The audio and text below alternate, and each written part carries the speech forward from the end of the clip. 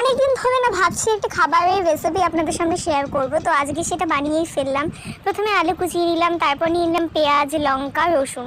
সেগুলোকে ভালোভাবে থেতলে নিয়ে আমি সকালবেলা না ময়দা দিয়ে ডো পাকিয়ে না সেগুলো হচ্ছে বেলে রোদে শুকো দিয়ে রেখেছিলাম, যেগুলো হচ্ছে পাপড়ি চাটের মতো অনেকটা আসবে।